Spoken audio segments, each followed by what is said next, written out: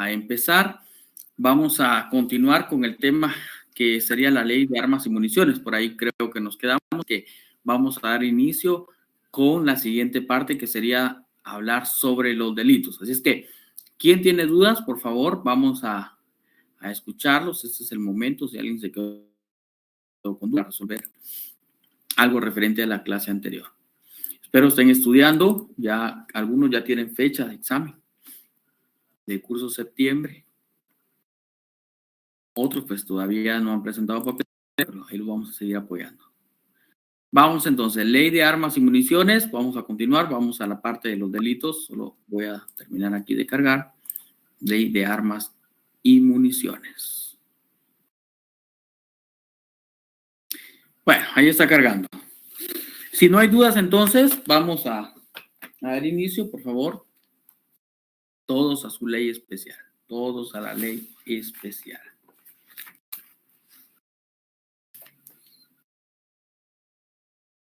Vamos, armas y municiones.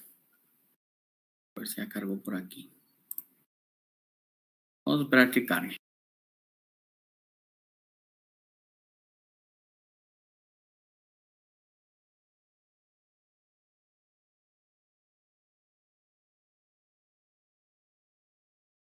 Bien, ya está cargando. Vámonos al artículo. Miren, los delitos empiezan a partir del artículo 97 de la ley.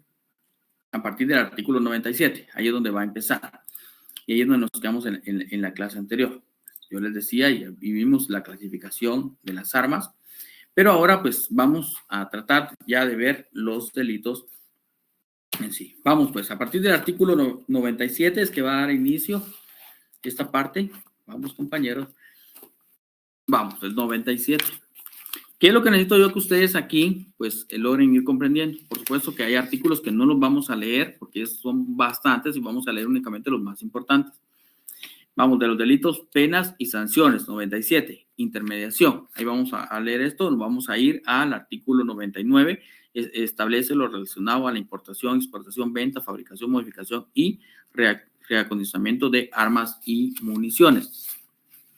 Ahí nos vamos a ir a esta parte. Y por favor, ustedes tienen que ir encontrando ahí ese importación ilegal de armas. Fíjense que hoy se comete el delito de importación ilegal de armas quien sin tener la licencia o autorización. Y cuando nosotros vemos quienes puedan o no tener la licencia o autorización, porque dice importación, estamos tratando ya de un comercio, importar.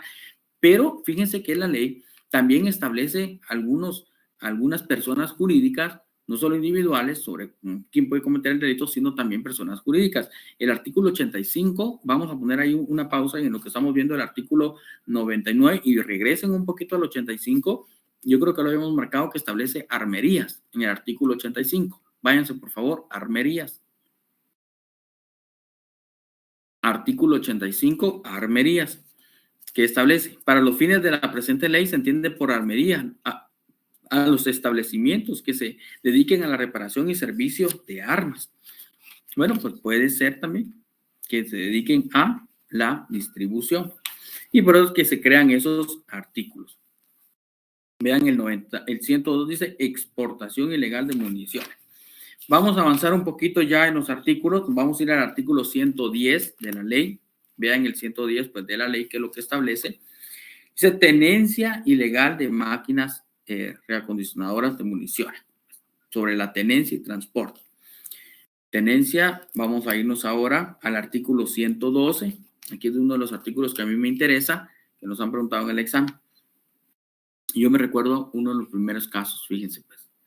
De aquí el caso, me recuerdo uno de los primeros casos, cuando una persona es detenida, requiere mis servicios y el delito era el siguiente, 112. Ya les he explicado a ustedes cuál es la clasificación de armas, que hay armas químicas, biológicas, atómicas, experimentales, bélicas. Vean el 112 que establece, dice, tenencia ilegal. Ya saben ustedes qué es tenencia, es tener, ¿verdad? Eso es tener. Tenencia ilegal de armas de fuego bélicas. Escuchen, tenencia ilegal de armas de fuego bélicas o de uso exclusivo del ejército de Guatemala, de las fuerzas de seguridad y del orden público del Estado. ¿Qué más refiere? Explosivos, escuche, explosivos. ¿Qué más? Armas químicas. ¿Qué más? Biológicas. ¿Qué más? Atómicas Otra, trampas bélicas, aquellas como de osos, trampas bélicas, ¿qué más? Armas experimentales. Entonces, toda esa parte, cuando yo veo el delito que estaba siendo sindicado, yo dije, órale, ¿y este qué tenía? Hasta armas atómicas, armas biológicas, pero no. Fíjense que una persona tenga, yo dije, y hasta trampas bélicas, wow, le dije, vamos a conocer cuáles son esas en la vida real. Y miren, no, lo que sucede es que por algo que tenga, por ejemplo, explosivos, ¿qué era lo que habíamos visto por explosivos? Aquella persona que llevaba una granada, pues estaba trasladando o tenía cuando el momento que hicieron unas diligencias, una granada. Y por eso es que lo estaban procesando. Lo que pasa que, así como esto, miren, una granada. Pero es todo el artículo que lo encierra. Al final, pues solo fue la granada. Yo, pues, qué bueno, porque todo pensé que tenía. Bueno, pero al final, pues ya se los dejo a ustedes para que lo vean, todo lo que puede conllevar ese artículo. Así que no se vayan a asustar en su primer caso. Y vamos a pasar a otros artículos.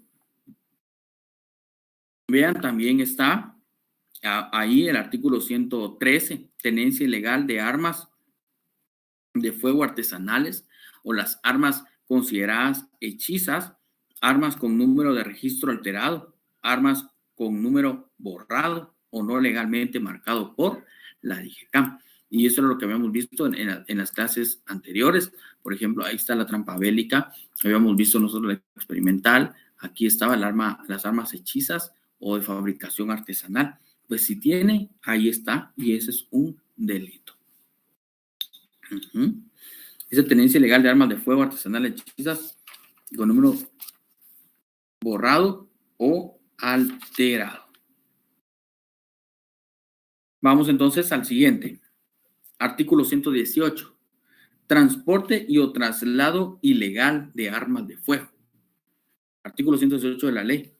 Y note usted ahí, por ejemplo, se comete delito de transporte o traslado ilegal quien sin contar con la licencia de la DIGECAM. Ya saben ustedes cuál es la licencia que existe de la DIGECAM. Dice, transporte y o traslade armas de fuego en el territorio nacional. Transporte y o traslade. Y aquí, pues, desde luego, pues, habíamos visto en la clase anterior que para poder tener el arma, pues está la tarjeta de tenencia, lugar de residencia, para portarla, hablábamos nosotros en la clase anterior, pues que estaba la licencia para portar armas de fuego, para que nos ampare para llevarla, pero cuando nosotros queremos hacer un traslado de un arma, pues ahí pues pueden variar las circunstancias. Y fíjense ustedes que la DIGECAM extiende, por ejemplo, traslados esporádicos de armas de fuego. Y aquí vean ustedes claramente, aquí por el nombre de la persona, propietario del arma, miren, procedencia de arma, no sé si lo logran leer ahí ustedes, procedencia de arma, y dice destino del arma, es decir, de un lugar lo llevan a otro. Se trasladará ahí está, vehículo.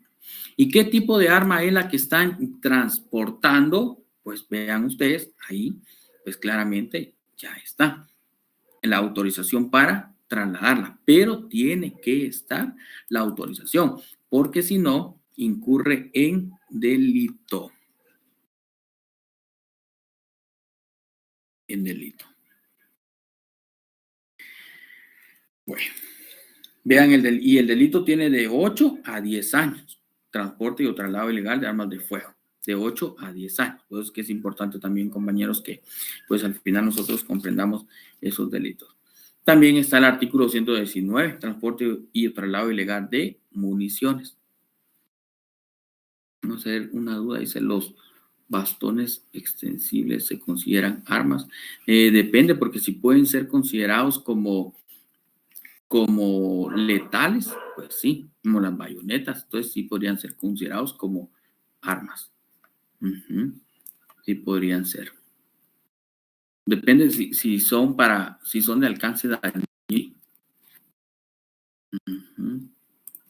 Fíjense. ¿Qué más dice aquí? Vamos a ver. Dice, yo solo tengo problema con la diapositiva.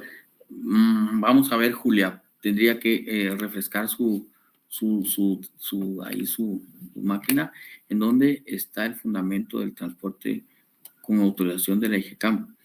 Es esto que ven acá ustedes y está dentro, Marvin, dentro de las atribuciones de la DIGECAM. Ahí está entre las distribuciones, lo vimos en el artículo anterior, creo que el artículo 22. Lo anterior se veía en blanco. Sí, Julián, ve, ahí está entonces. Sí, a veces por la recepción de la señal. Recuerden que tienen que tener buena conectividad. Vamos entonces al otro. Vamos ahora al artículo 122. Ahí empieza la aportación. ¿Y qué decíamos que era aportación? Tener conmigo. Esa es la aportación. Y vamos entonces al artículo 123. Por favor, 123. Es común en la práctica, dice portación ilegal de armas de fuego de uso civil o deportivas. ¿Aquí qué significa? Pues que la persona va a tener el arma, pero no tiene la licencia. Aquí se relaciona mucho ya la licencia. Por eso dice portación ilegal de armas de fuego.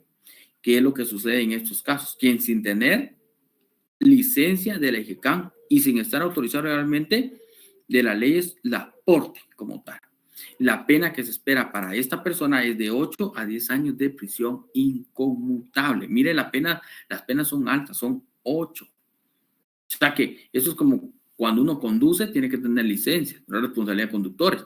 Si uno tiene el arma de fuego, tiene que tener licencia. Si no, pues ya incurre en portación ilegal de armas de fuego. Eso es el primer caso. No tiene licencia para portar armas, es delito. Vamos con el siguiente artículo que me interesa, que usted sepa que es el 127. Disparo sin causa justificada. ¿Cómo se da este delito? Aquella persona, en las ferias, en los jaripeos, para Año Nuevo, también hay quienes pues se ponen ebrios, ¿verdad? Ustedes empiezan a disparar, no tienen un motivo y empiezan a disparar. Ese es disparo sin causa justificada que establece el 127. Comete delito quien dispare con arma de fuego sin causa justificada. El responsable de este delito será sancionado con prisión de 1 a 3 años. Este es un delito menor, es decir, es un delito menos grave. Conoce el juez de paz. Ya vamos a ver esa competencia. Compañeros que ya terminaron el curso de septiembre, pues ya vieron ustedes esa parte, delito menos grave, conoce el juez de paz.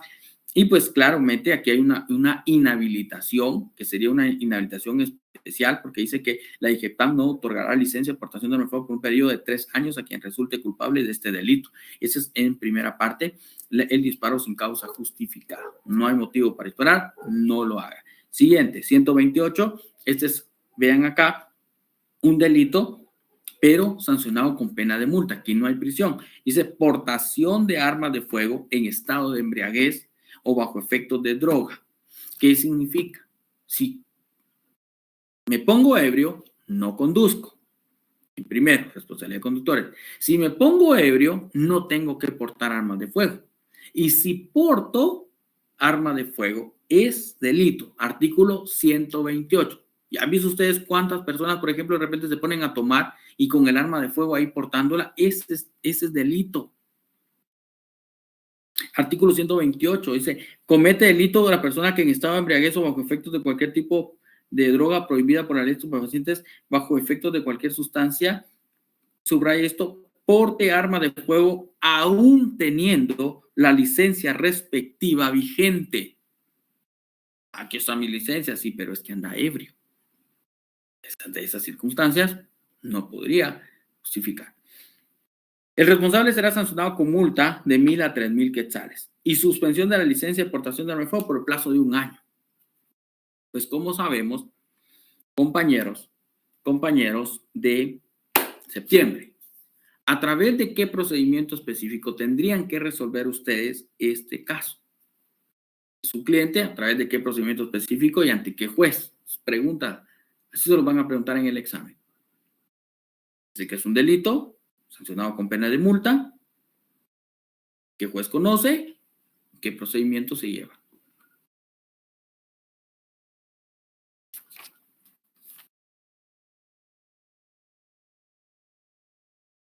Vamos a ver, vamos a ver si responden. Es pregunta de examen, ya lo tienen que saber. 129, artículo, tenencia o portación de arma de fuego con el número de registro, escuche, tenencia o portación, que son las dos, tener o llevar. Arma de fuego con el número de registro alterado, borrado o no legalmente marcado por la DGCAM. ¿Mm? Las armas tienen un registro, pero si no lo cuenta, entonces ya es un delito. Yo me recuerdo, aquel mi amigo, yo siempre se los pongo a ustedes de ejemplo, ese mi amigo, fíjense ustedes que en una ocasión le entró algo, o sea, es que quería comprar su arma, no está bueno. Entonces, por ahí me pidió asesoría y todo, mira, quiero comprar mi arma, va, está bueno, pues mira la documentación, la armería y todo, pero dije, de repente me lo encontré como a los días y me dice, mira, te andaba buscando, no te había visto, es que fíjate que te quería consultar algo.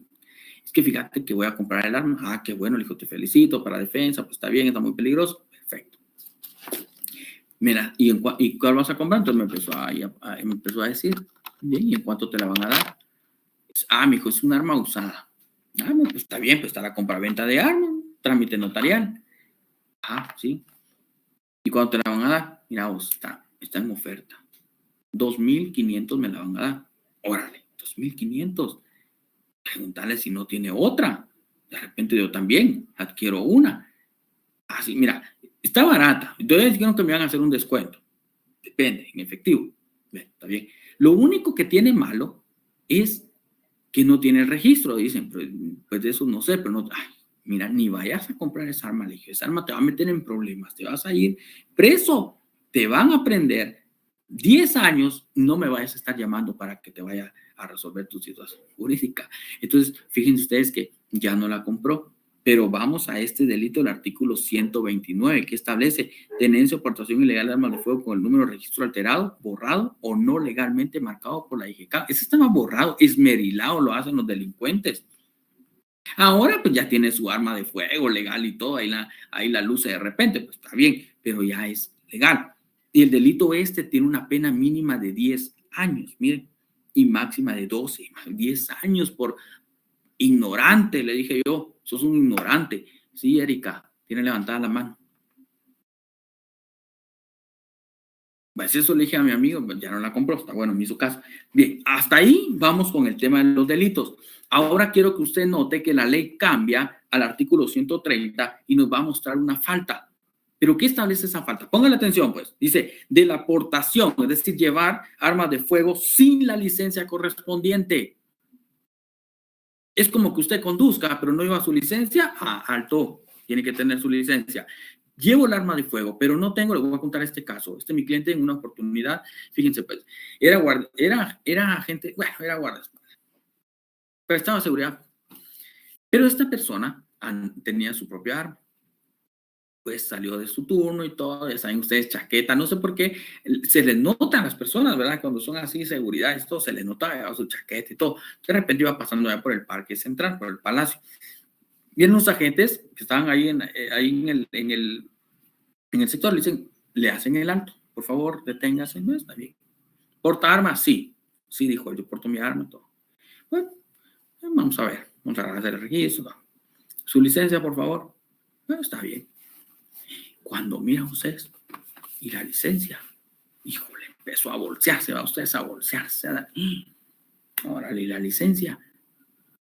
O se recordó que cambió de chaqueta. Y no sé si a ustedes se les ha olvidado. A veces se nos olvida y dejamos en una chaqueta a la que nos quitamos y no la llevamos ustedes a la gran. ¿Qué es lo que establece el artículo 130? Dice, de la aportación, lea el 130, de la aportación de armas de fuego sin la licencia correspondiente. Dice, comete falta, escuche, identifique, escríbale a la par, es falta, no es delito, es falta. Presten atención, comete falta la persona que teniendo, escuche, mi cliente tenía su licencia, que teniendo la licencia de portación de armas de fuego, porte esta sin llevar consigo, siga la lectura, la licencia respectiva, siempre y cuando esta esté vigente. Es decir, la licencia tiene que estar vigente, pero lo olvidó. En este caso, las fuerzas de seguridad constatarán con la IGCAM sobre la vigencia de la licencia. Esto lo hace el juez, alguien que trabaja en juzgado de paz, nos pueda también apoyar aquí, pero es el juez el que va a previa coordinación, claro, también con la defensa, oficia a la IGCAM para que se le dé información sobre el arma. Ahora, quiero que comprendan algo. Mi cliente, en un inicio, se cree que es portación ilegal de armas de fuego, porque no tiene. O sea que los agentes de la policía lo pusieron a disposición del juez de primera instancia. Le dijeron, juez de primera instancia, aquí está.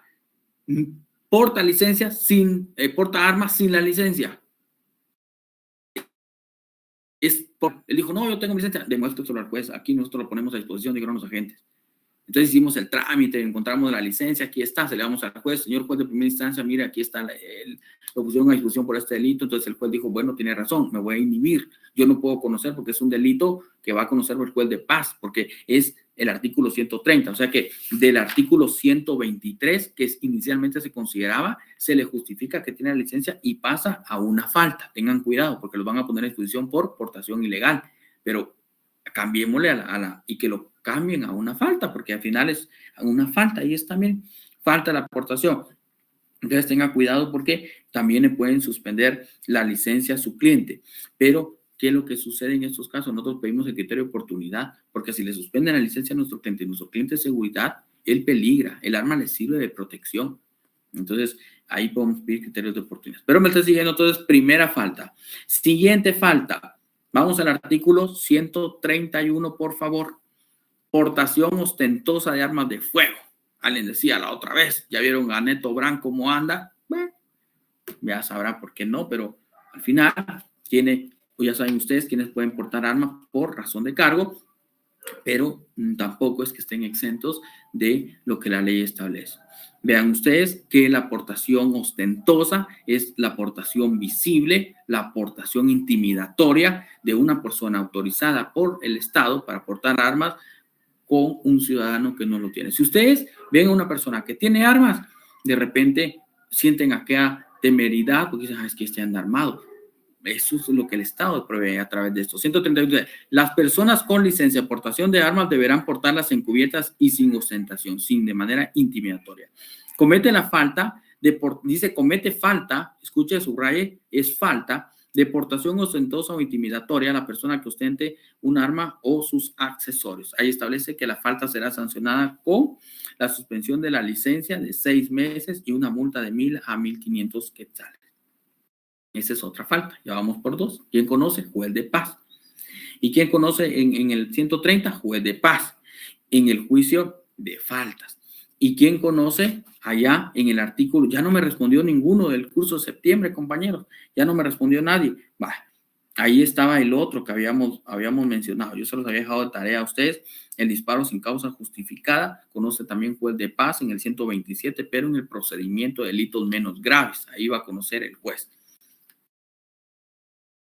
Vamos entonces ahora al artículo 132, que establece falta en la aportación de armas de fuego con licencia vencida. Vamos pues, falta en la aportación de armas de fuego con licencia vencida. Escuche, falta, es otra falta. Refiere otra falta, dice falta en la aportación. Está aportando, está llevando de armas de fuego con licencia vencida. Portar arma de fuego con licencia vencida. Entendamos esto. Portar, aquel ciudadano que porta su arma de fuego tiene su licencia, pero la licencia ya está vencida. No es que no tenga. Porque si no tiene, si porta el arma y no tiene licencia, ¿qué delito es, compañeros? ¿Qué artículo es? ¿Qué artículo de la ley es el delito?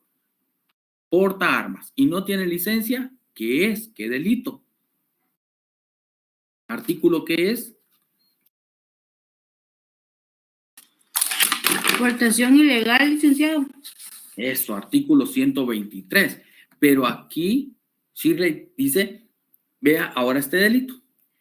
Esta falta, perdón, falta en la portación de armas de fuego, pero con licencia vencida. Porta, tiene licencia, pero la misma está vencida.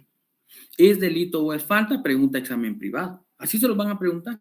Mire, el ciudadano que porta armas, pero no tiene licencia, ¿qué delito comete? Portación ilegal. Bien, el ciudadano que porta arma, tiene licencia, pero esa está vencida, esa es falta. Artículo, ¿qué es? 132. Y eso nos lo han preguntado en el examen, nos quedamos, ¿qué sucede con esta persona? Y presten la atención ahora. Dice, comete falta, 132, comete falta la persona que porte armas de fuego con licencia vencida, escuche esto, dentro de los 30 días posteriores a su vencimiento. O sea, se le vence hoy, tiene 30 días para ir a la emisión de la nueva licencia. Hoy se le vence 30 días. Si queda dentro de esos 30 días, es el artículo 132, que es falta. Pero si excede de esos 30 días, hablamos de una portación ilegal. De una falta se convierte a delito. ¿Han comprendido ese artículo?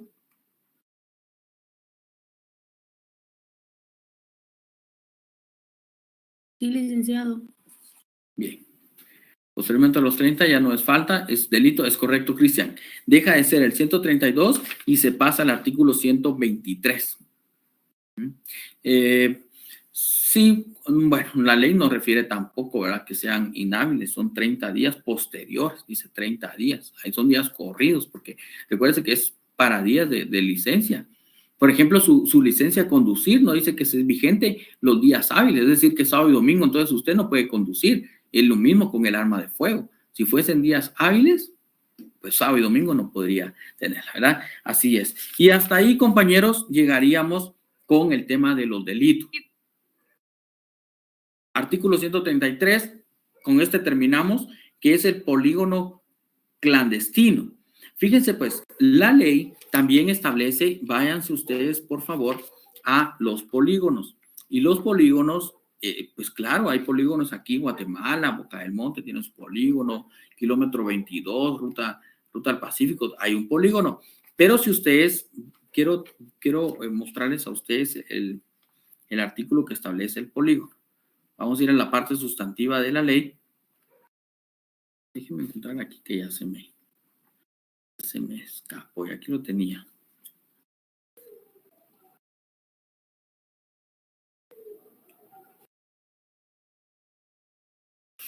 Bueno, vayan por favor, vean ustedes, ahorita se los voy a buscar. Vean el artículo del 133, ahorita lo voy a encontrar, 133 para que lo relacione. ¿Qué establece? 133. Dice, construcción clandestina de polígonos de tiro. O sea que si yo tengo un terreno y quiero construir un polígono para práctica de tiro, mejor ni lo piense, porque ahí lo que va a pasar es que usted puede ser detenido, prendido y puesto a disposición de juez competente por tener un polígono clandestino. Los polígonos tienen que ser autorizados. Si está la autoridad que lo debe. Licenciado, Sí, es el artículo 89. 89, es correcto. 89 del polígono de tiro. Sí, 89. Así es. 89. Gracias, Shirley. 89. De relaciones.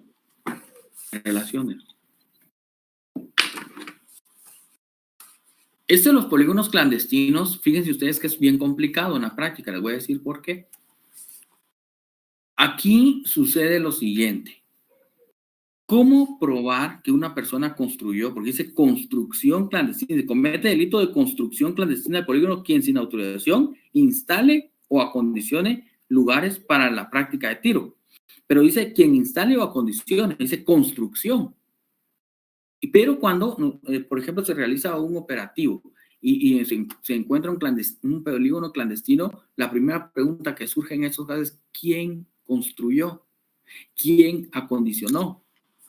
Es que es el dueño del terreno. Pero ¿cómo probar que él llevó, por ejemplo, los objetos, acondicionó? Eso es bien complicado en la práctica. La verdad es que aquí hay muchas faltas de mérito, muchas absoluciones por lo mismo. Bueno, Shirley. ¿Estamos, Shirley?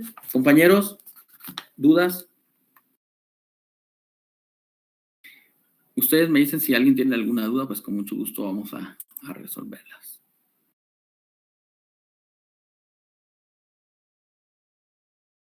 ¿Estamos bien? Bueno, saquen su ley Pina, por favor. Voy a cargar también la ley Pina. Todos vamos a sacar la ley de protección integral de la niñez y adolescencia.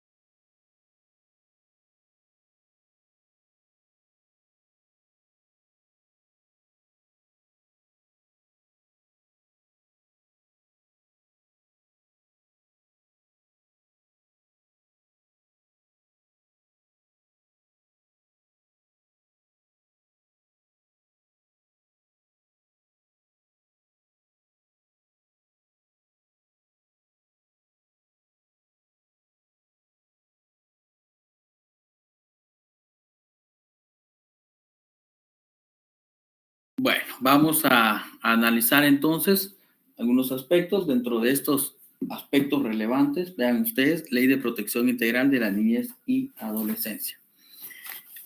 Esta ley, fíjense ustedes que lo que refiere son procedimientos, más que reflejar, por ejemplo, o tipificar conductas delictivas, lo que va a hacer es darnos a nosotros el mecanismo procesal. Por eso es Ley de Protección Integral de la Niñez y Adolescencia, o sea que regula y protege niños y adolescentes. Y eso es lo que vamos a aprender hoy, cuándo es niño y cuándo es adolescente.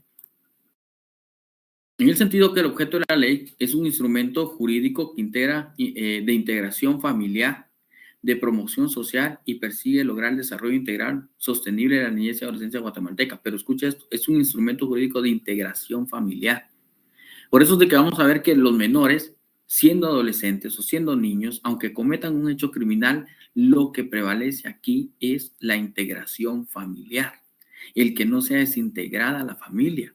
Aunque el menor le haya dado muerte a alguien, no debe ser apartado de su familia, y hay régimen de los cuales vamos a hablar de cómo se puede llegar hasta una sanción. Lo cierto es que esta ley regula los dos procedimientos. El primero es el procedimiento de niñez y adolescencia amenazados o violentados en sus derechos. Esto es la primera parte. Entonces la ley, como un instrumento de garantías hacia los menores, por eso dice procedimiento de niñez y adolescentes amenazados o violentados en sus derechos. Y ese es el primer procedimiento. Sea niño o sea adolescente, los va a proteger. Y aquí es donde entonces nosotros empezamos a referirnos sobre la ley y empezamos a analizar nosotros desde lo que establece el artículo 1. Así es que el artículo 1, por favor, lo van a marcar de una vez, artículo 1, que es el objeto de la ley. Hay artículos que solo se los voy a dar porque miren que esta ley es bastante grande, no va a dar tiempo, pero el artículo 1 lo van a marcar.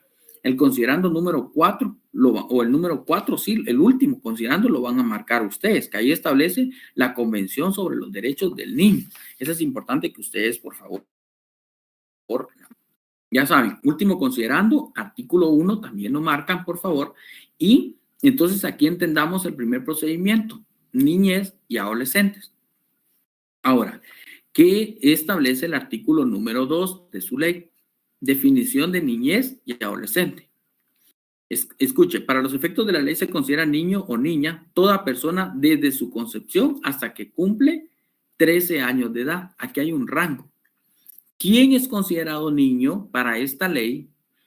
Desde su concepción hasta que cumple 13 años.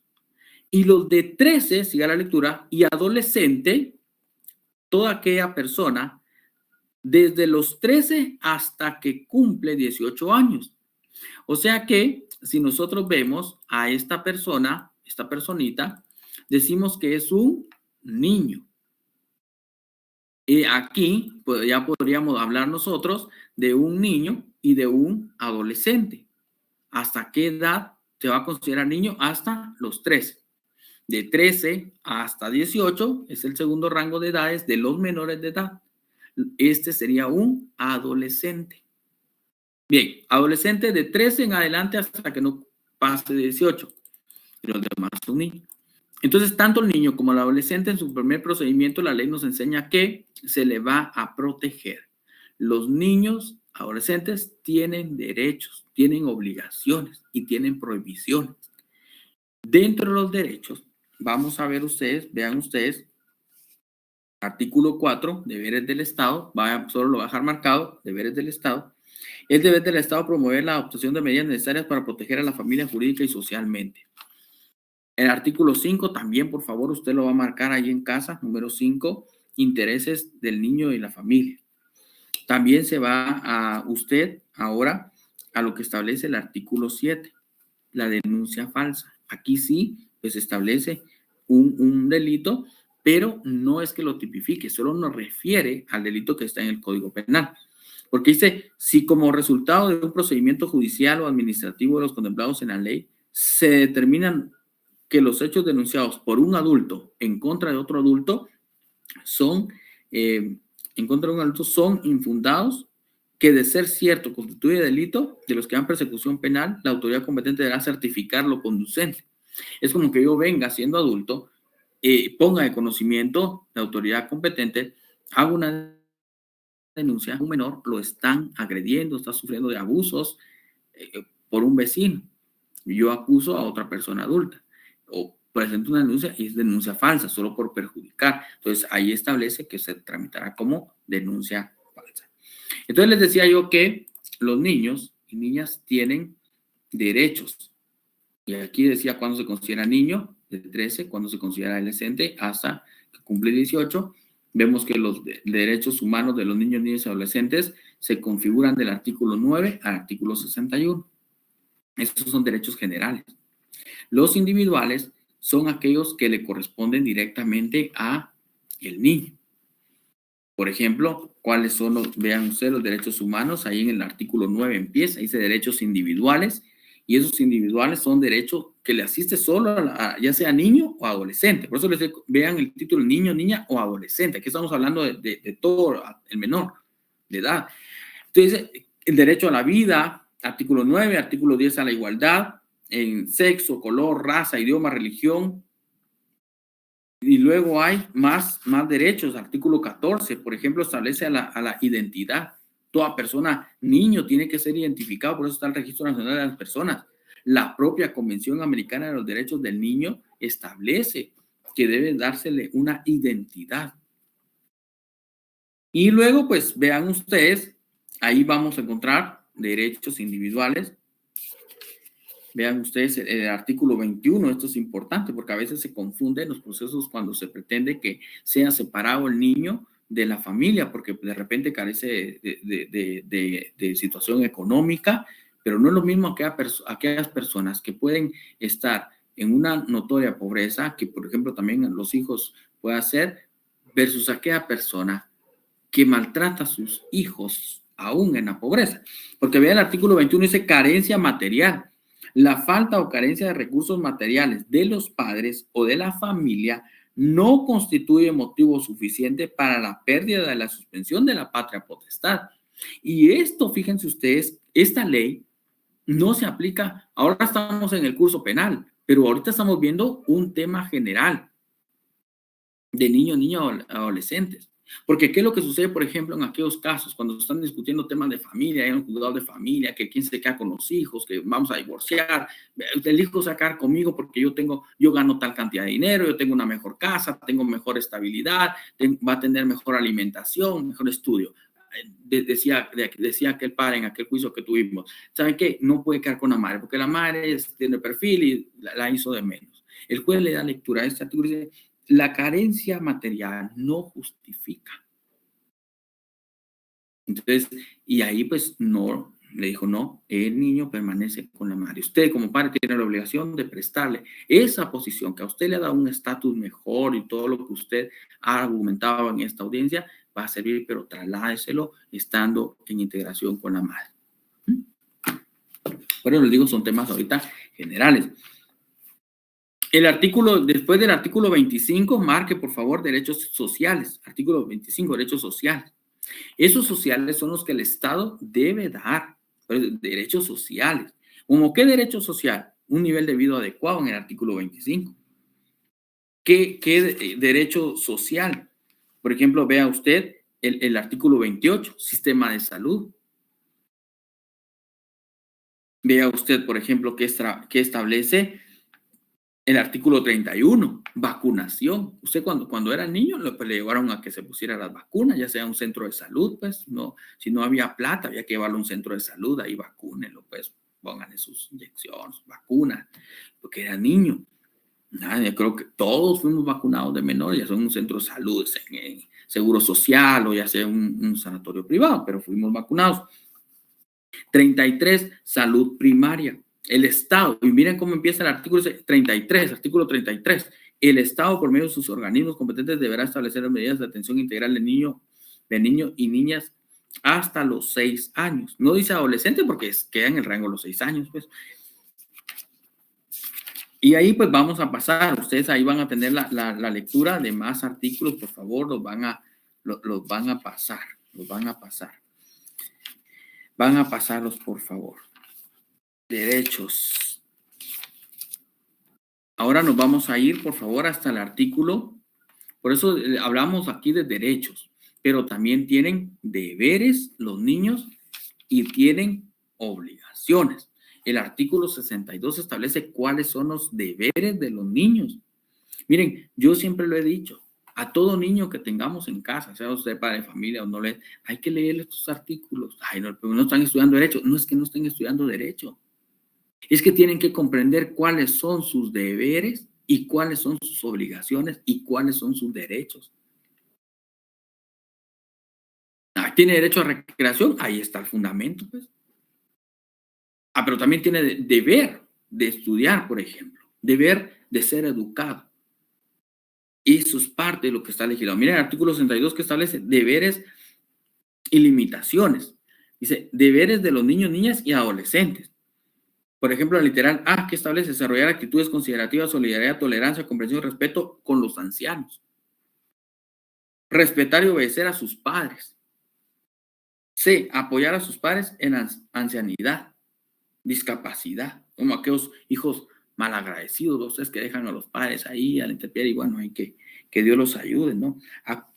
Actuar con honestidad y responsabilidad en el hogar, en todas las etapas del proceso que dice educativo. Y ahí va, pues, ahí va más. Literal, vamos a ver. L. Participar con respeto, honradez en las actividades culturales, deportivas, recreativas que organizan instituciones públicas o privadas. Miren a M. Conocer y promover la Constitución política. Conocer y promover la Convención sobre los Derechos del Niño. Por eso, cómprenle su constitución, cómprenle una Convención de los Derechos del Niño. Ni que estuviera estudiando Derecho. Es que no es parte de lo que tiene que saber. Son sus derechos. Miren, nosotros nos volvemos violadores de esos derechos. ¿Saben de qué momento? De que tenemos niños en casa y no les explicamos. Porque es parte de lo. ¿Quién está obligado? Quienes tenemos hijos, ¿verdad? Estamos obligados a darles esa comunicación. Nosotros somos garantes de eso. O respetar a propiedad y colaborar con. Bueno, ahí está. ¿Estamos, compañeros? Espero me estén comprendiendo esto.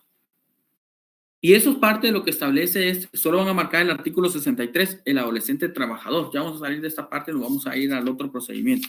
Adolescente trabajador. Adolescente trabajador. Y van a marcar el artículo 75, por favor. Marquen el adolescente trabajador, ahí lo van a marcar, luego se van al 75. Van a encontrar ustedes las causas de cómo se puede llegar a provocar, fíjense ustedes. Vamos a ver.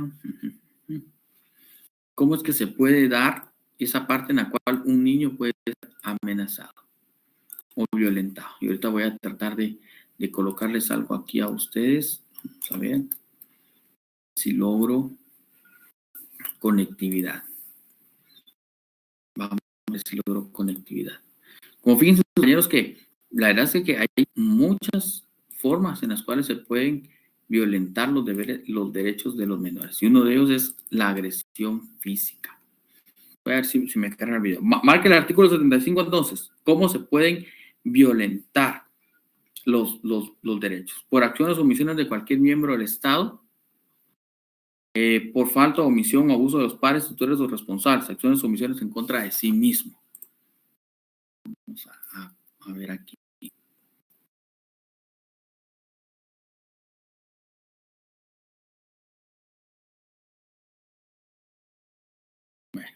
También vaya a marcar, por favor, quiero que deje marcado el artículo, arriba del artículo 80, por favor. Vamos al artículo 80, por favor.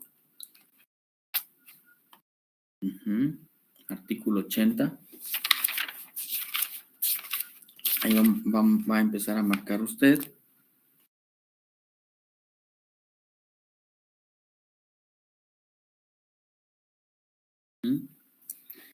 Va a marcar el artículo 98, por favor. 98. Artículo 98. Vamos, 98.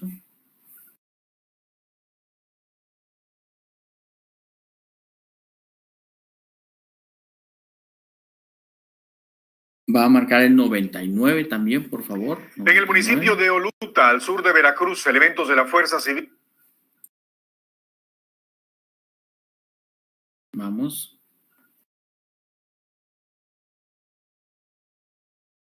...99 también va a marcar el artículo 100... ...el artículo 101 también... ...100, 101... ...100, 101...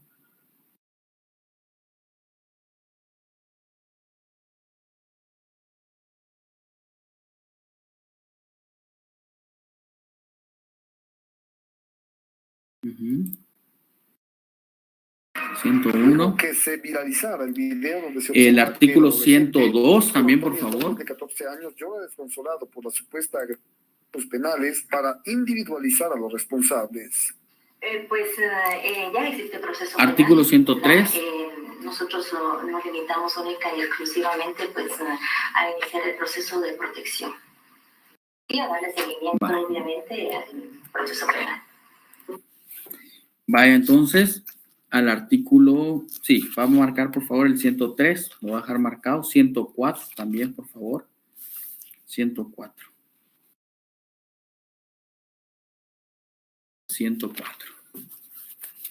105, por favor, 106. 104, 105, 106. 107, 108.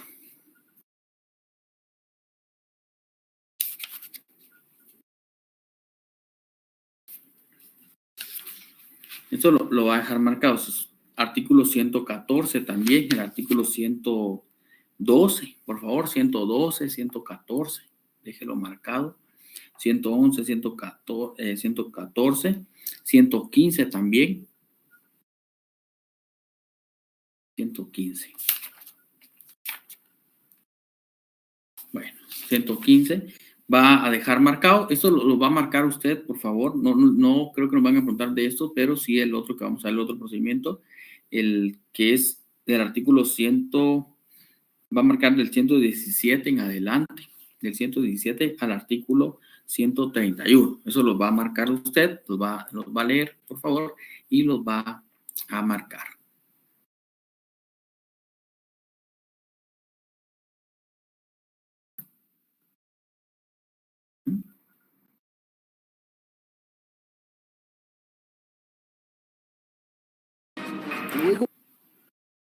Vamos a ver, así les quería mostrar esto. Bueno, vamos entonces, compañeros, marque esos artículos, vamos a compartir este video, por favor, presten atención. Ya sea niño o adolescente que sea violentado en sus derechos, ya sabemos qué derechos, a la educación, alimentación, recreación, vean este video.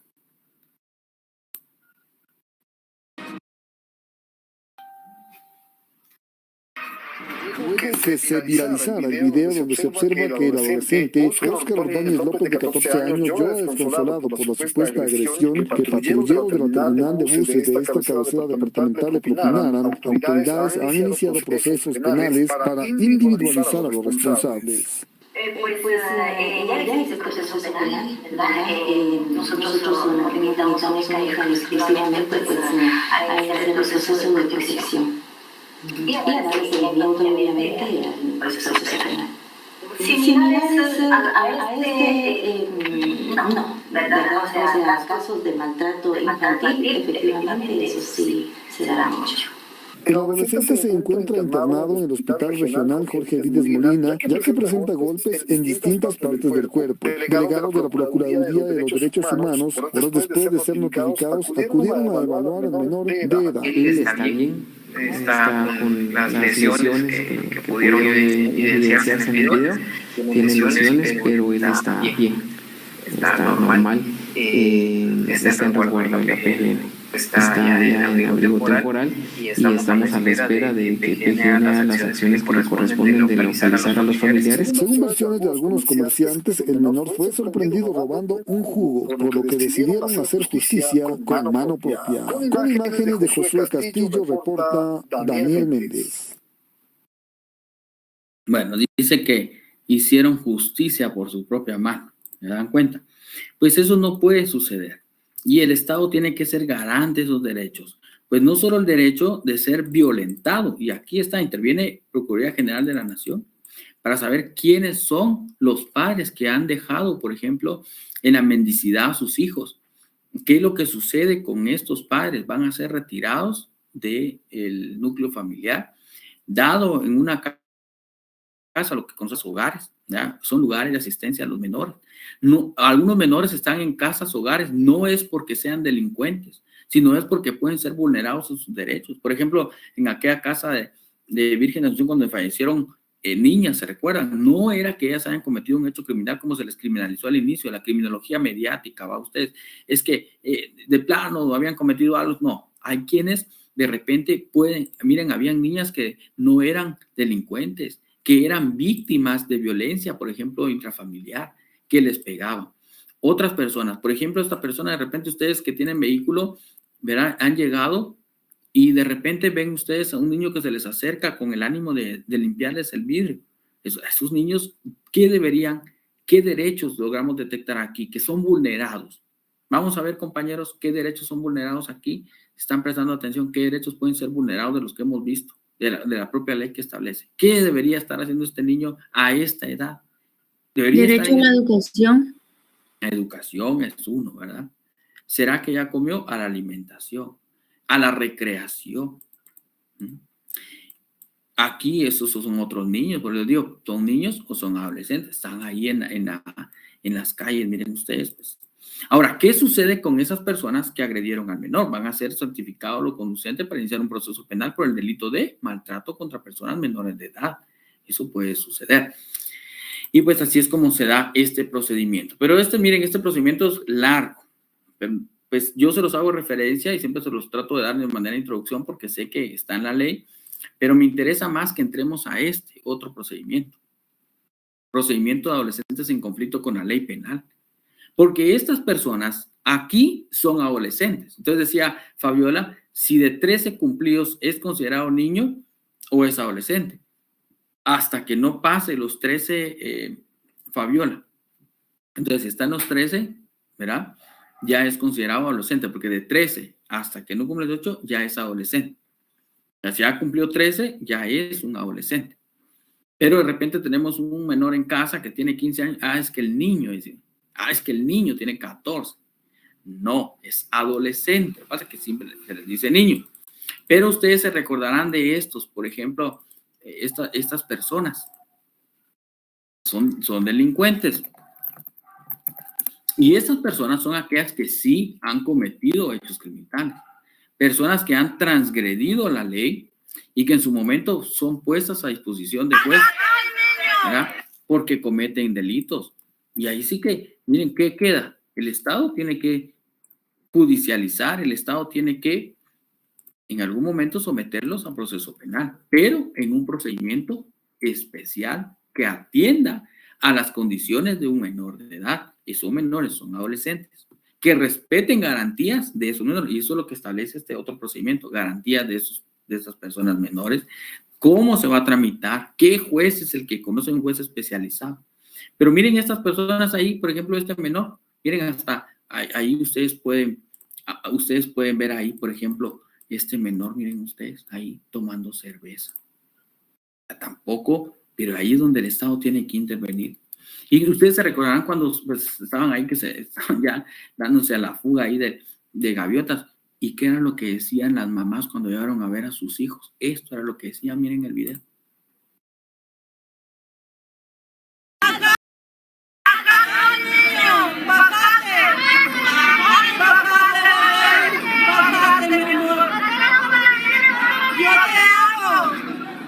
Yo te amo. Yo no quiero que nada te pase.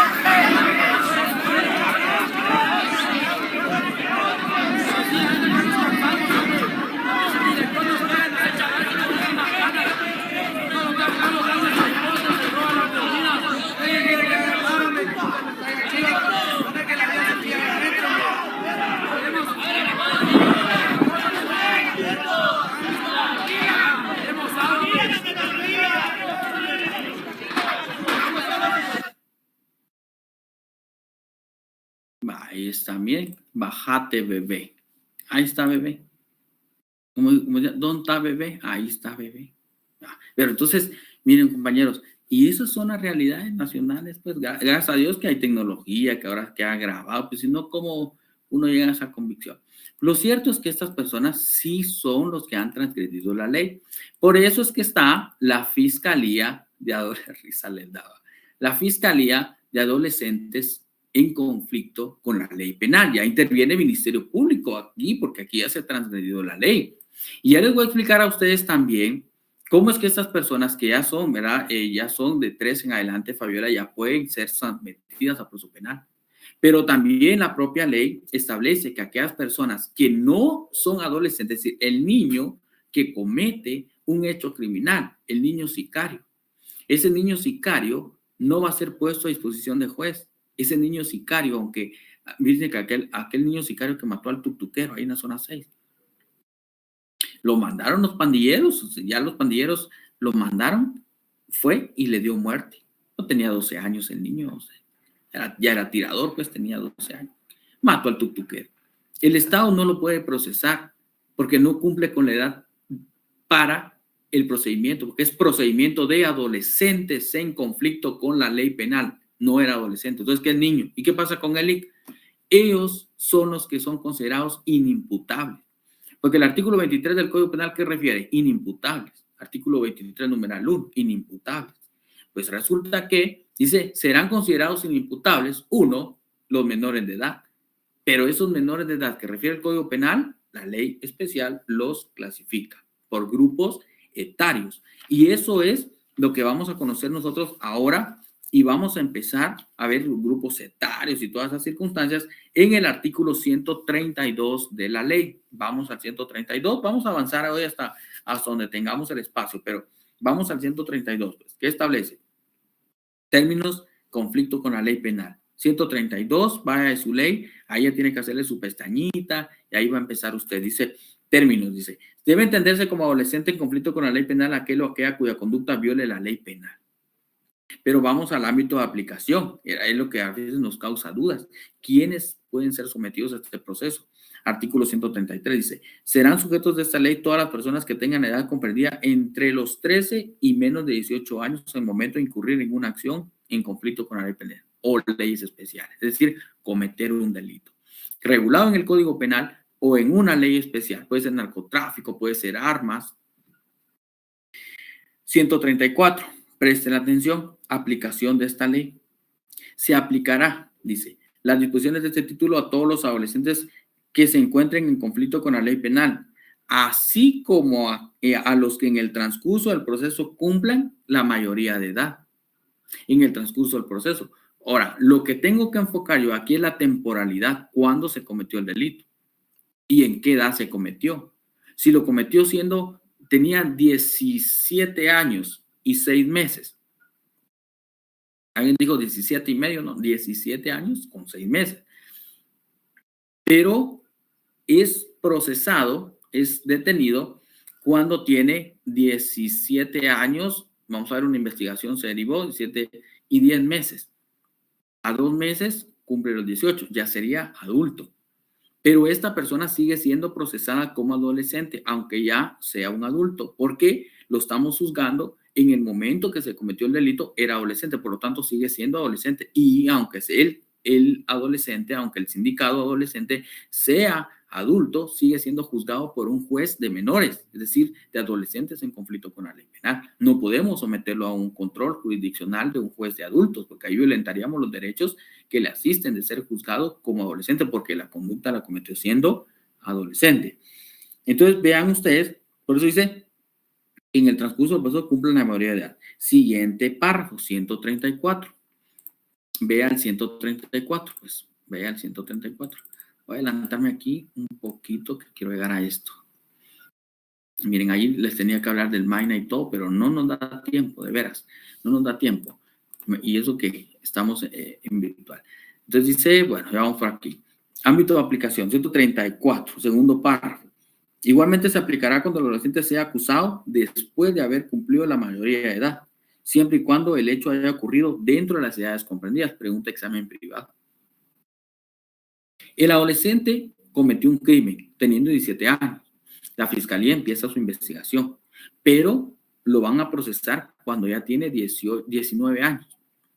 ¿Ante qué juez lo van a poner a disposición? Porque él ya es adulto, pero lo están investigando por un hecho. Entonces, lo deben poner a disposición de juez de menores. A eso refiere el artículo 134, segundo párrafo. Igualmente se aplicará cuando el adolescente sea acusado después de cumplir la mayoría de edad, siempre y cuando el hecho haya ocurrido dentro de las edades comprendidas. Ocurrido siendo adolescente, si no, nada. Y vean el artículo 136. Ese también nos lo han preguntado en el examen. ¿Qué es considerado un grupo etario? Pregunta de examen.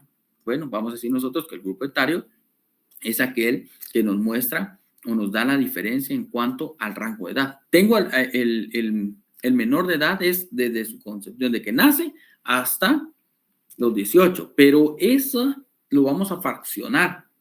Y lo primero, vamos a sacar a los niños y segundo, a los adolescentes. Niños, ya sabemos que es desde su concepción a 13, adolescentes de 13 hasta 18. Eso está claro, creo yo. Pero tenemos que sacar ahora el grupo etario. Y vamos a nosotros también a conocer cómo es que esas personas pueden ser sancionadas y la sanción del adolescente va a ser conforme a la edad. 136. Para su aplicación, dice, de esta ley en cuanto al proceso de las medidas de ejecución en dos grupos. A partir, dice, por eso dice, para su aplicación, esta ley diferencia en cuanto al proceso, las medidas y ejecución, es decir, la sanción por cometer el crimen. A partir de 13 y hasta los 15 años. Hablemos solo del grupo de adolescentes. De 13 hasta 15 es el primer grupo. Ok, los adolescentes, hay un grupo etario. ¿Cuáles son esos grupos etarios? Solo de adolescentes. De 13 hasta 15 es el primer rango de edades. Atendiendo ese primer rango de edades, como son más pequeños, el Estado es un poquito menos sancionador. Y a partir, le da el artículo, de los 15 hasta 18 ya son un poquito más grandes los bebés. Entonces ahí el Estado es un poquito más, digamos, más sancionador en el sentido. Entonces tengo los grupos etarios son para adolescentes de 13 a 15 y el segundo de 15 hasta que no cumpla 18. ¿Estamos claros con esos de los grupos etarios? Ahora fíjense, estamos claros con los grupos etarios. Estamos claros. Pregunta de examen. Bueno, artículo 137, por favor, lo marca. Vamos al artículo 138. Miren, este 138, pues, ¿qué establece? Dice, infractor menor de edad. Ese es el niño sicario. Ese es niño sicario. ¿Qué establece? Dice, los actos cometidos por un menor de 13 años de edad. Dice, menor de 13. Menor de 13. Escuchen, de edad, que constituye delito falta, no serán objeto de este título. Es decir, no puede ser procesado. Claro, porque ¿qué establece el título? Adolescentes en conflicto. Él no es adolescente, es niño. Pero ¿qué pasa con ese niño que le dio muerte al tuquero? Dice, la responsabilidad civil quedará salvo y se ejercerá ante los tribunales jurisdiccionales competentes. Aquí viene lo importante. Dichos niños, es decir, el niño sicario de 12 años y niñas, serán objetos de atenciones médicas, subraye pregunta de examen, psicológicas, pedagógicas que fuesen necesarias bajo el cuidado y custodio de los padres o encargados, deberán ser atendidos por los juzgados de la niñez y adolescencia. ¿Saben qué? El Estado los protege. Es que el niño sicario, no importa, el Estado tiene la obligación de traerlo y protegerlo, someterlo a tratamientos psicológicos, médicos, determinar el estatus de con quién vive. ¿Será que los papás no le están dando una orientación correcta? Entonces el Estado tiene que traerlo, darle educación. ¿Por qué lo hizo? Es un niño, hay que rescatarlo. Y ahí es donde encontramos nosotros el procedimiento de niñez y adolescentes amenazados o violentados en sus derechos, que fue el primer proceso que vimos, para tratar de traerlo y resguardarlo por parte del Estado. Entonces vean ustedes, pregunta de examen. ¿Qué pasaría con ese adolescente? Y luego tenemos el artículo 139. Miren, este 139 solo márquelo, cuáles son los principios del proceso penal. Aquí nosotros vamos a encontrar que los dos principios de este proceso son la reinserción a la familia y la sociedad. Pregunta de examen que no nos va a faltar. 139. Serán principios rectores del presente proceso de la protección integral del adolescente. Su interés superior, el respeto a sus derechos, su formación integral y la reinserción en su familia y a la sociedad. Reinserción a la familia y la sociedad. Fíjense que luego el artículo 140, que establece la interpretación, aplicación. Este título deberá interpretarse y aplicarse en armonía con los principios rectores, lo dispuesto en la Constitución Política de la República de Guatemala, convenios, tratados, pactos y demás instrumentos internacionales. Si nos preguntan en el examen, bueno, pero ¿cuáles son? Vamos a decir, así como analizamos algunas reglas en la clase anterior, vamos a decir, por ejemplo, que tenemos las reglas de Beijing y tenemos las reglas de Tokio. Esas reglas son las que pues, nos enseñan a garantizar estos derechos. Ahí se los he escrito en el chat, puede escribírselos ustedes en el 140 también, ¿verdad? Estas dos reglas que vamos a tener ahí como instrumentos internacionales que sirven para garantizar los derechos de los adolescentes. Y la aplicación en virtud de lo que mejor favorezca al menor de edad. Artículo 141 establece la supletoriedad de la ley. Y fíjense que lo que yo no encuentre, artículo 141, lo que yo no encuentre en esta ley, supletoriamente voy a estar aplicando, supletoriamente, lo que establece el Código Penal y el Código Procesal Penal. Por eso dice, artículo 141, todo lo que no se encuentre regulado de manera expresa en esta ley deberá aplicarse supletoriamente a la ley penal y Código Procesal Penal y leyes especiales. ¿Qué delito? ¿Dónde encuentro el delito que cometa? Si cometió homicidio, esta ley no me regula el delito de homicidio. Está el Código Penal, entonces lo traigo supletorio. Esta ley regula el procedimiento para resolver la situación jurídica del adolescente. Sin embargo, vamos a encontrar nosotros que el Código Penal pues también hace referencia al proceso penal y vamos a tomar algunas etapas y lo vamos a materializar aquí, ya les voy a explicar. Y por supuesto, lo que refieran las leyes especiales. Vamos a continuar aquí, ya terminamos esta parte de la presentación, vamos acá. Derechos y garantías del artículo 142 al artículo 159. Son derechos y garantías procesales. Vea usted, derechos y garantías procesales. Aquí dentro de las garantías que nosotros sabemos, por ejemplo, artículo 144, eso es importante. Principio de justicia especializada. Porque, vean ustedes, aparte de que es justicia especializada, órganos especializados, por eso hay jueces que son especializados en poder resolver situaciones de niños, de adolescentes en conflicto con la ley penal. No es un juez de adultos, es un juez de menores. Y luego, pues vamos a encontrar más garantías. Por ejemplo, el 146, creo que lo hemos hablado nosotros en el curso, que es el principio de lesividad. Si no se lesiona el bien jurídico, no hay delito. 147, la presunción de inocencia del adolescente, bárquero. 148, el debido proceso. 149, el derecho a obtenerse a declarar. 150, non bis in idem. Todos esos principios ya los conocemos. Solo los vamos marcando. 153, principio de confidencialidad. Vayan marcándolos, por favor.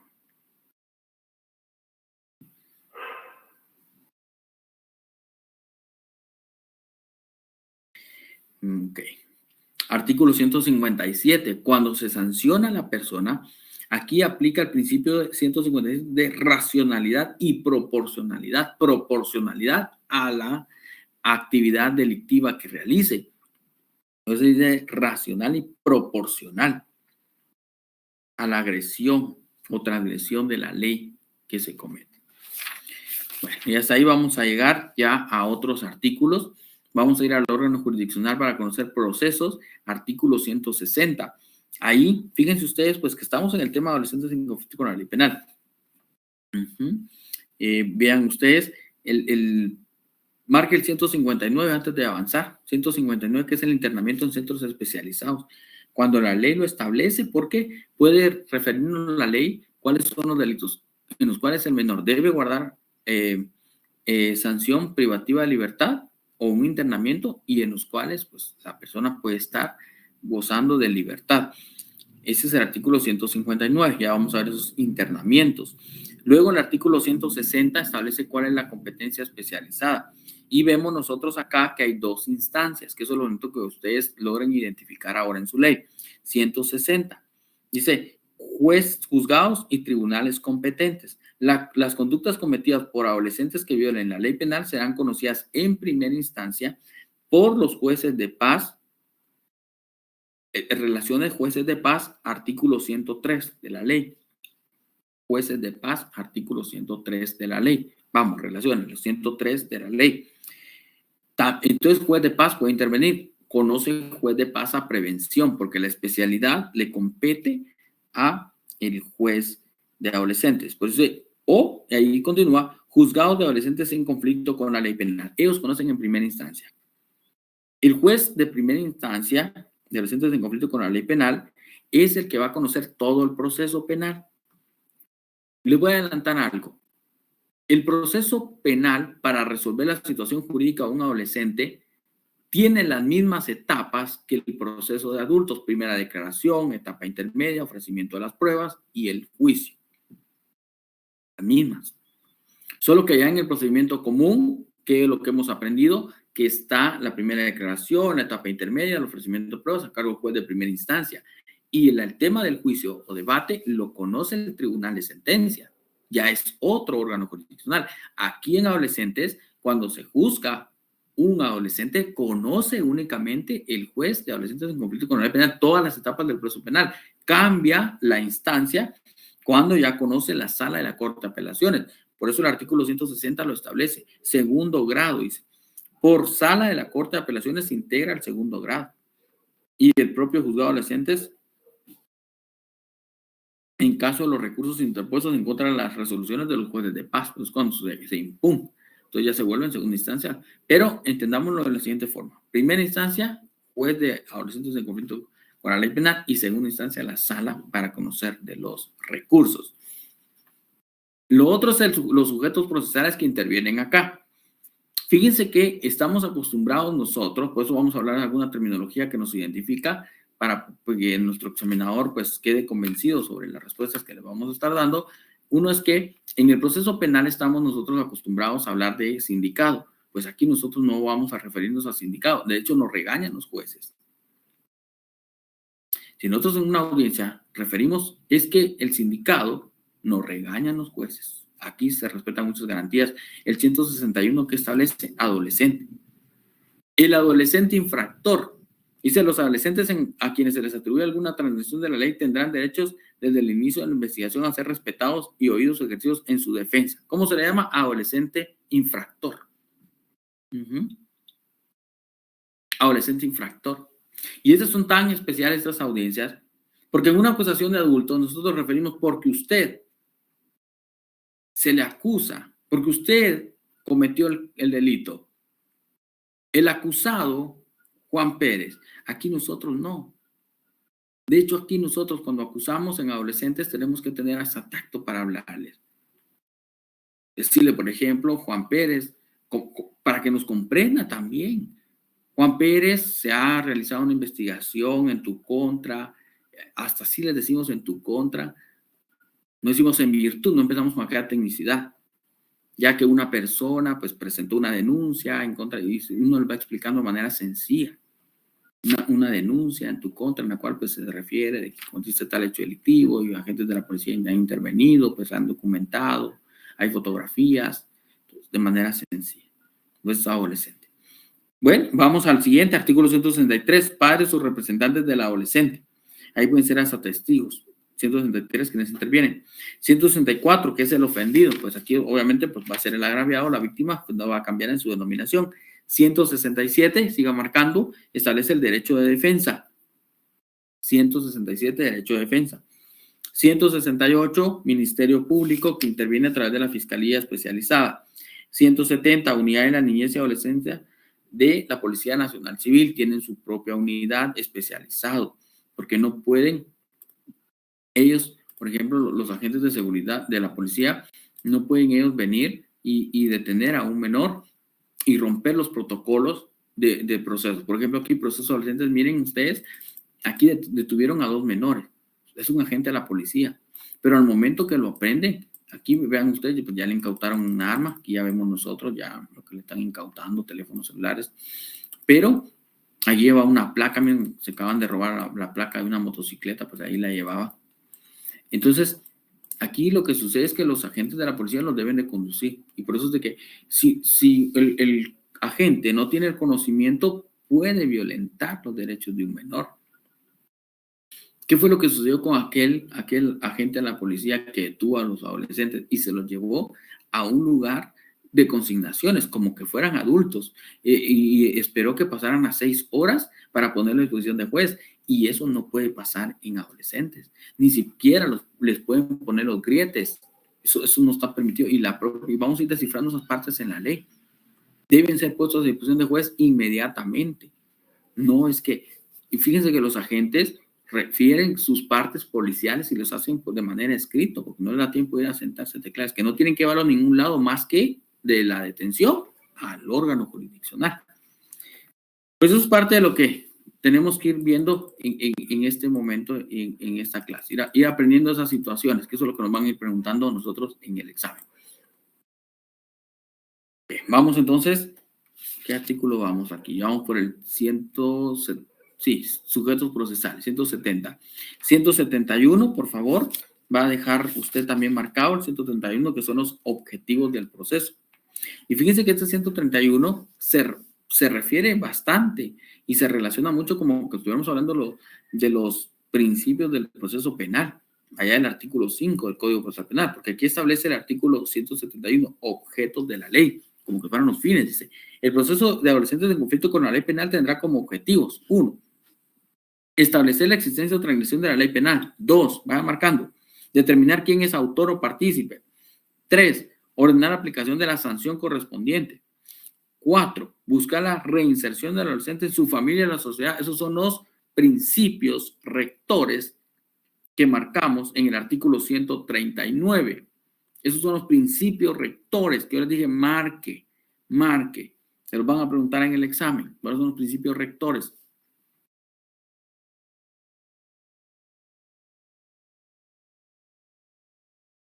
Comprobación de la idoneidad e identidad, 173, solo déjelo marcado, a través del Registro Nacional de las Personas. Ahí es como se va a comprobar la edad y la identidad, quién es y qué edad tiene. 174, incompetencia y remisión. 174, eso establece que si durante el procedimiento se determina que la persona es adulta, deberá ser remitido al juez de adultos, y si se determina que la persona siendo aprendido es menor, deberá ser remitido al juez de menores. Hay personas que por sus condiciones físicas pueden referirse a que son personas mayores de edad, pero no, ellos son adolescentes, pero la condición física los hace ver un poco más grandes. Pues ahí lo establece el 174. Y nos vamos a ir hasta que otro artículo, 177, medios probatorios. Y aquí es donde empieza la supletoriedad, porque vean ustedes entonces que cuando yo voy a litigar un caso en materia de niñez y adolescentes, tengo mi ley PINA bajo el brazo y bajo el otro brazo tengo mi Código Procesal Penal, mi Código Penal y por ahí algunos convenios. Porque el artículo 177 lo refiere, dice, serán admisibles dentro del proceso todos los medios probatorios regulados en el Código Procesal Penal. Procesal Penal, ahí está, miren. La prueba se valorará de acuerdo a las reglas de la sana crítica razonable. Así es que empiezan ustedes y marcan el artículo 185 del Código Procesal Penal, 177 con el 185 Código Procesal Penal, y van a marcar el artículo también 385 del Código Procesal Penal, que refiere la sana crítica razonada. Entonces ya saben que la lógica, que la experiencia, que la psicología.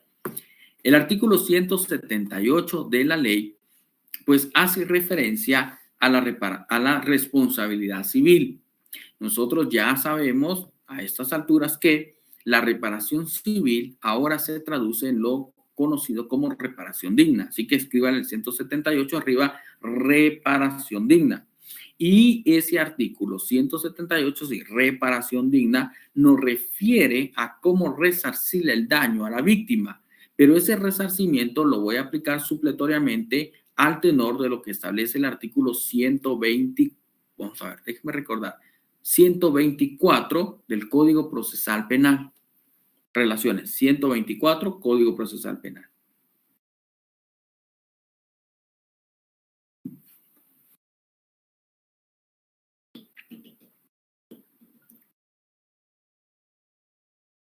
Miren, antes de entrar al proceso, porque les voy a decir algo, el proceso es fácil, porque ustedes, si ya conocen las etapas del proceso penal, el proceso es fácil, solo lo vamos a ir adaptando, le vamos a ir adaptando, fíjense compañeros, lo especial, pero son las mismas etapas.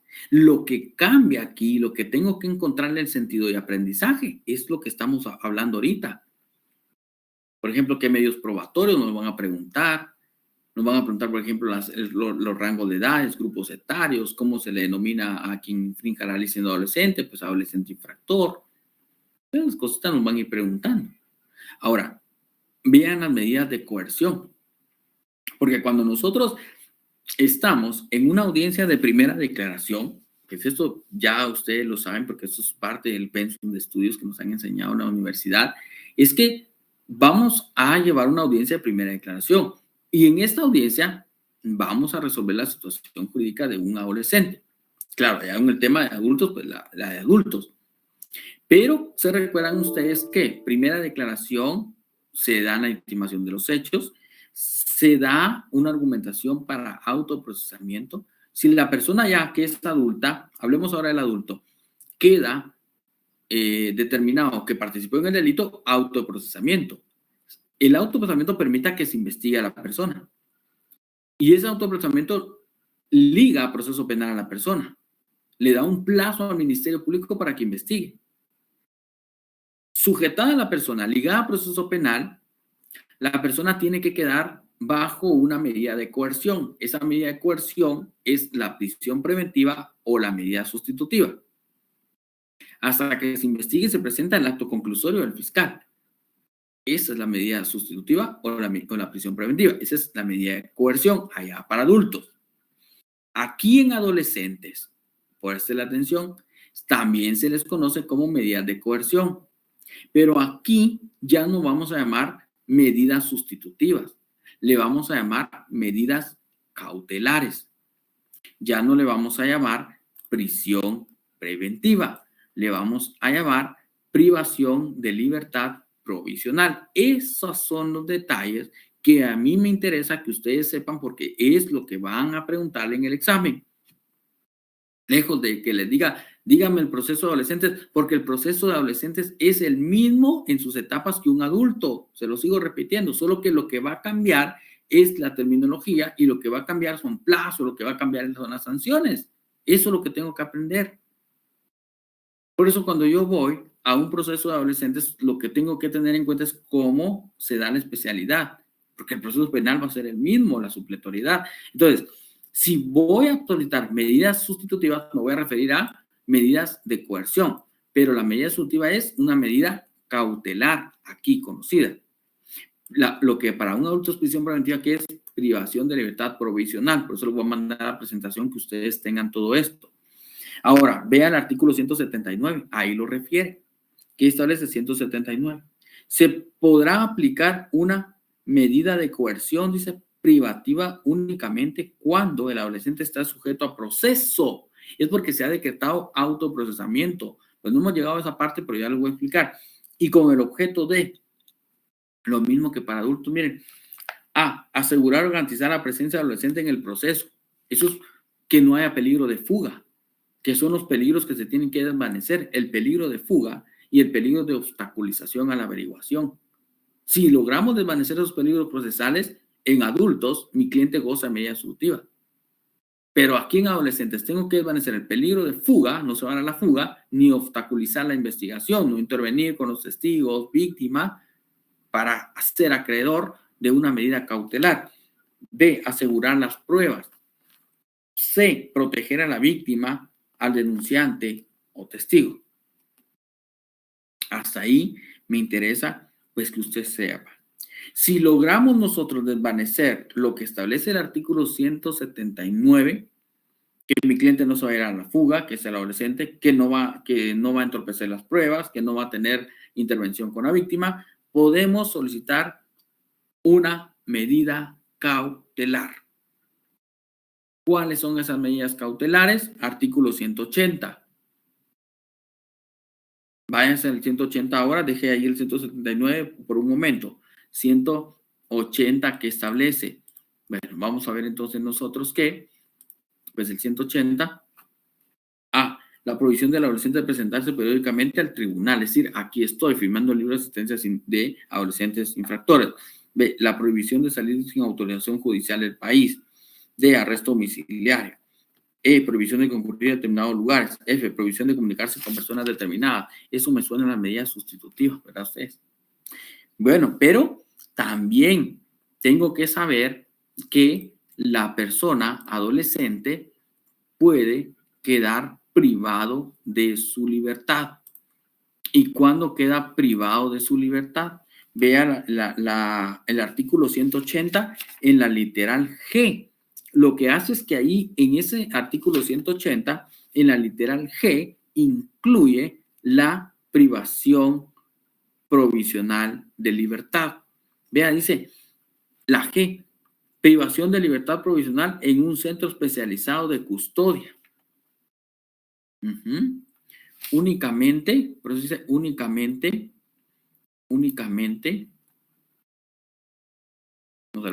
y exclusivamente en los supuestos que la ley señala.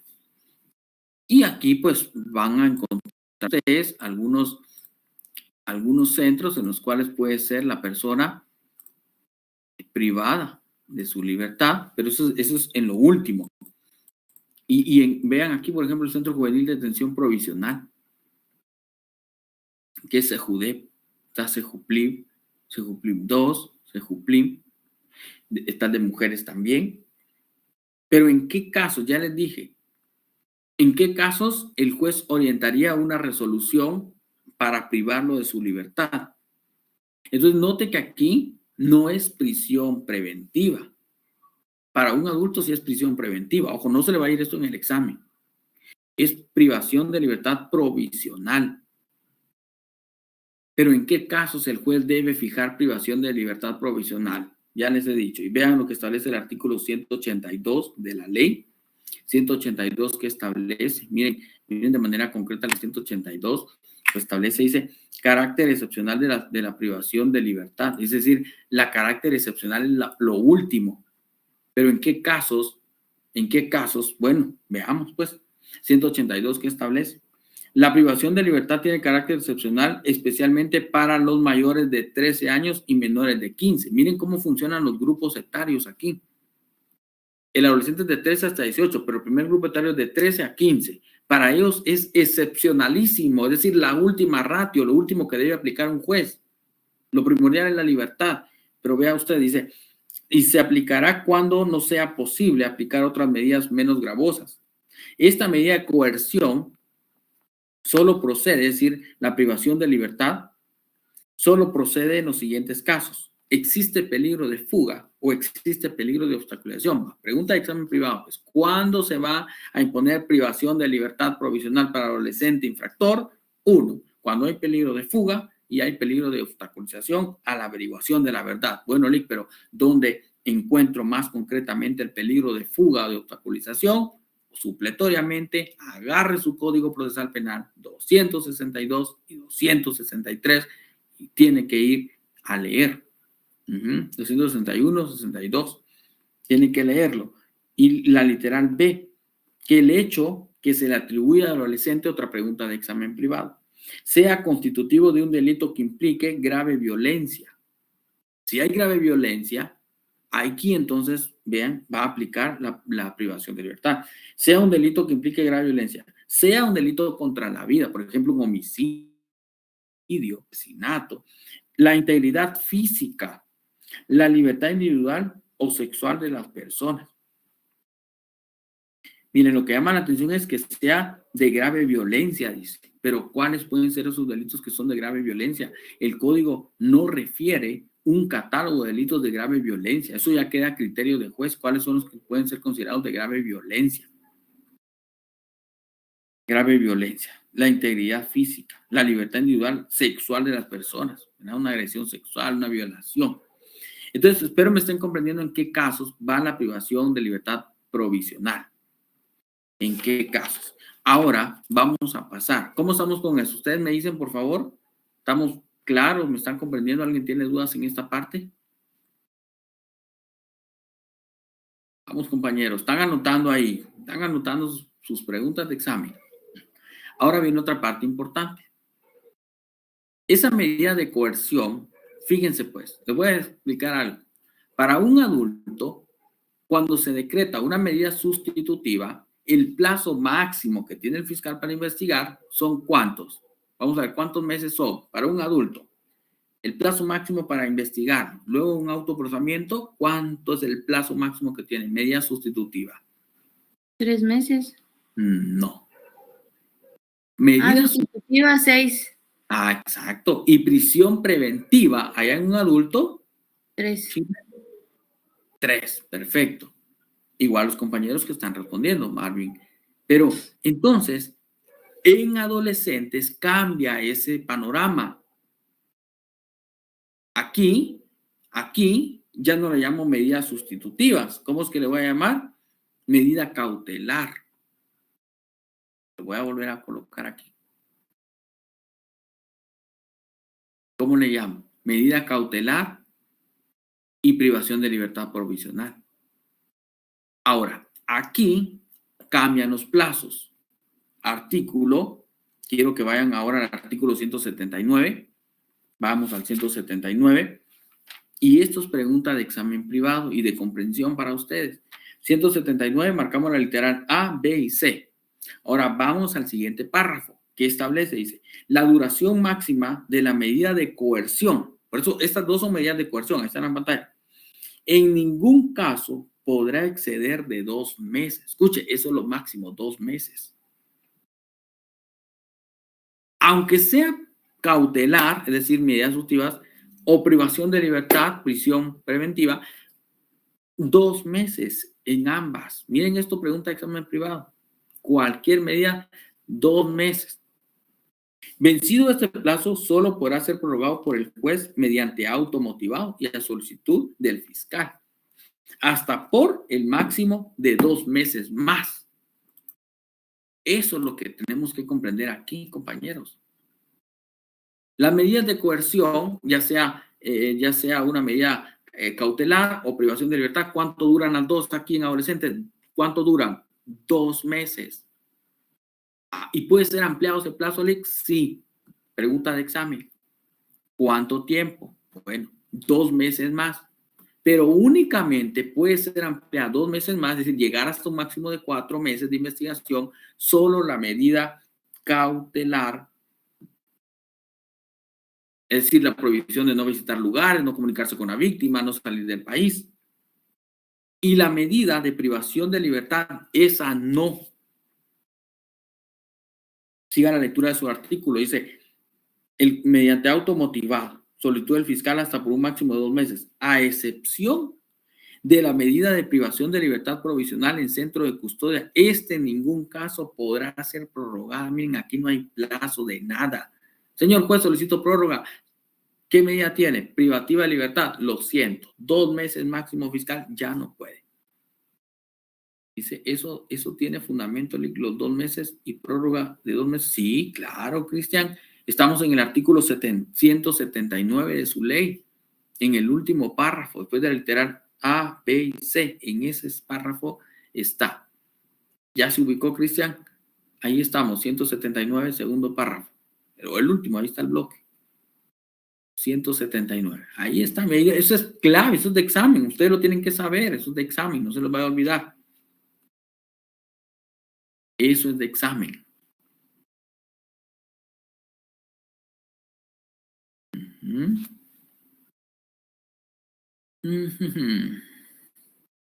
Me perdí un momento. Está cabeceando ahí, Cristian. Ahí está cabeceando. Usted ya lo vamos a levantar. Bien, ahí ya estamos entonces, carácter excepcional de la privación de libertad provisional. Ya hablamos de esto. Bueno, hasta aquí entonces, compañeros, ¿cómo estamos con el tema de las medidas de coerción? Miren, esto es lo importante, lo que nos van a preguntar en el examen. Si ustedes manejan esto, el examen les va a ir bien. ¿Cómo estamos? ¿Estamos bien? Pati. Fabiola, Erika. Julia. Luis, Margarita, ¿estamos bien? ¿Están comprendiendo los aspectos técnicos sobre esta parte de la ley? Entonces, eso nos van a preguntar. Ahora, con esto vamos a terminar la clase de hoy. Luego vamos a continuar ya en el siguiente periodo. Vamos a llegar hasta aquí. Miren, las formas de terminar anticipadamente el proceso de adolescentes. Esta es otra pregunta de examen privado. Y fíjense que estas formas anticipadas es de terminar el proceso. ¿Saben qué es esto para ustedes aquí en adolescentes? Es lo que ustedes conocen en adultos como medidas desjudicializadoras. Es que allá ustedes aprenden que el proceso penal se desjudicializa a través del criterio de oportunidad, con una conciliación, con una suspensión condicional de la persecución penal, con una mediación. Pues eso es allá en adultos. Aquí en adolescentes, esa misma desjudicialización pasa, solo que ya no se le conoce como desjudicializadora, se le conoce como formas de terminar anticipadamente el proceso. Creo que es más fácil esa parte de la comprensión, ¿verdad? Lo que es desjudicializar en adultos, aquí es forma anticipada del proceso. Y el 184 pues lo establece, terminación del proceso. El proceso termina, 184 del Código Procesal Penal, de la ley, dice cumplimiento de las obligaciones impuestas en el acta de conciliación. Pues eso termina mediante una conciliación. Hay relaciones en esa literal A, artículo 185, ver 185 de esa ley, 185 de la ley. 185. Ahora la B. Remisiones. Ahí, por favor, relaciona el artículo 193. En la remisión, 193.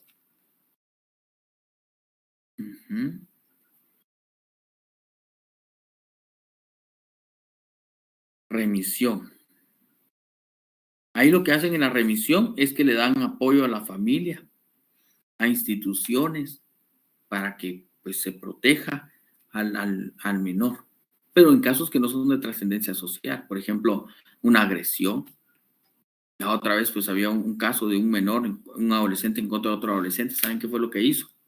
Agarró un lapicero, estaba en un colegio, agarró un lapicero, como el otro plano lo estaba haciendo bullying, no sé, y se lo fue, miren, se lo enterró, pero miren, entonces, pues obviamente ahí pues ya hay una responsabilidad, porque aunque sean adolescentes, pues están sujetos a control del estado de sus conductas. Entonces, pues ahí ya cometió pues una agresión. Y entonces en ese caso, pues ya le dieron tratamiento psicológico, terminamos el proceso en una remisión, lo remitieron. Antes, pues se dio una conciliación para llegar a eso, con la otra parte, se pidió una disculpa, ellos se echaron la mano, se disculparon, ahora quedaron de buenos amigos, pues ahí está. C. Criterio de oportunidad reglado, también se puede dar el criterio de oportunidad para el adolescente en casos de no trascendencia social. O sea, remisión tenía que relacionar el artículo 193. Criterio de oportunidad tiene que relacionar el artículo 194. Y esos artículos, pues yo se los voy a dejar a ustedes de lectura para que los pueda marcar. Sí, Shirley, tiene levantada la mano. Yo no entiendo el criterio de oportunidad arreglado, es similar al del proceso penal. Sí, porque recuérdese que lo que no encontremos aquí lo vamos a aplicar supletoriamente con el Código Procesal Penal. Lo dice reglado porque tiene, por ejemplo, ya en adultos, tiene el criterio de oportunidad en el artículo 25. Y ya en ese mismo 25 le va a ir dando a usted las reglas de conducta o abstención. Pues allá es criterio de oportunidad con reglas de conducta. Aquí, pues, criterio de oportunidad reglado, porque le van a regular no visitar ciertos lugares, someterse a un tratamiento médico. El juez le va a dictar las reglas al momento de la audiencia. Al momento de que le otorga sí, la desjudicialización, la forma, el criterio de oportunidad. Ahí le da las reglas. Ok, gracias. Así funciona. Artículo 194, pues ahí está la parte del criterio de oportunidad.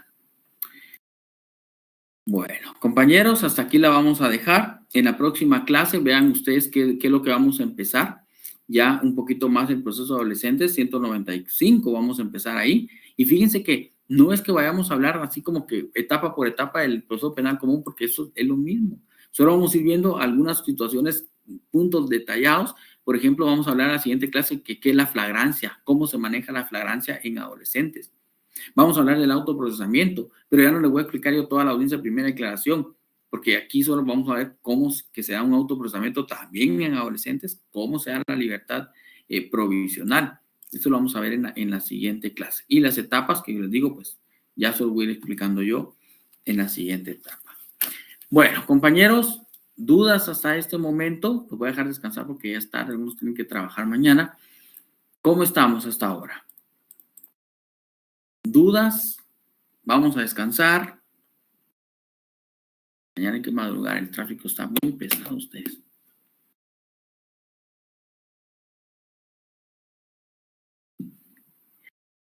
¿Cómo estamos? Espero estén marcando sus códigos, sus leyes.